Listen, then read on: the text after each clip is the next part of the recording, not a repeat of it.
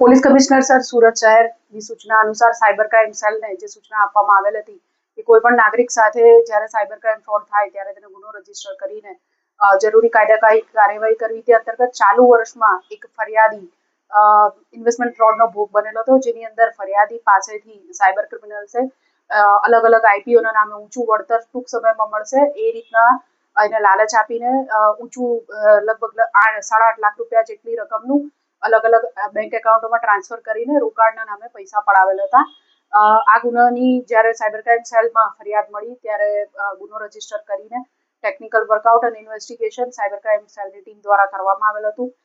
તે આધારે જણાઈ આવ્યું કે આ કામના જે આરોપીઓ છે એ ભરૂચ અંકલેશ્વરમાં છે અને જેથી સાયબર ક્રાઇમ સેલની ટીમ દ્વારા 2 આરોપીઓ સરબજીતસિંહ કુલદીપસિંહ સૈની તથા અયાઝુલ્લાહ કિફાયતુલ્લાહ શેખ બંનેની અંકલેશ્વર ભરૂચ ખાતેથી ધરપકડ કરી અત્રે લાવવામાં આવેલ છે અને બંનેના રિમાન્ડ મેળવીને આગળની પૂછપરછ અને કાર્યવાહી ચાલુ કરવામાં આવેલ છે.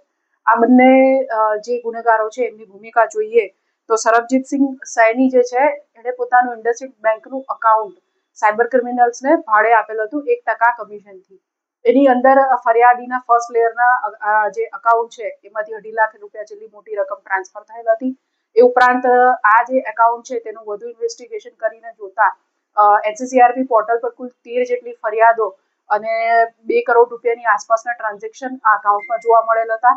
અને ઓવરઓલ આ ફરિયાદો જે આખા ભારતના વિવિધ રાજ્યોમાં છે તે જોઈએ તો 13 ફરિયાદોની અંદર 6 થી 7 કરોડ રૂપિયાનો ફ્રોડ થયેલાનું જણાઈ આવેલ છે. સરબજીતસિંહ સૈનીએ પોતાનું અકાઉન્ટ સાયબર ક્રિમિનલ્સને વાપરવા માટે અયાઝુલ્લાહ કિફાયતુલ્લાહ શેખને મારફતે આપેલ હતું, જેણે 1% કમિશન લઈને આગળ આ અકાઉન્ટ પાસ કરેલ છે. બંને આરોપીઓની હાલ વધુ પૂછપરછ સાયબર ક્રાઇમ સેલ દ્વારા કરવામાં આવી રહી છે. જેમ કીધું કે એનસીસીઆરપી પોર્ટલ ઉપર જોતા કુલ 13 ફરિયાદો આ ફર્સ્ટ લેયરના અકાઉન્ટ ઉપર મળેલ છે. આ ગુનાની અંદર બીજા જે અકાઉન્ટ્સ વપરાયા છે એની અંદર અને આ લોકોએ બીજા કોની સાથે આ રીતનું ફ્રોડ આચર્યું છે અંગે હાલ વધુ તપાસ ચાલુ છે.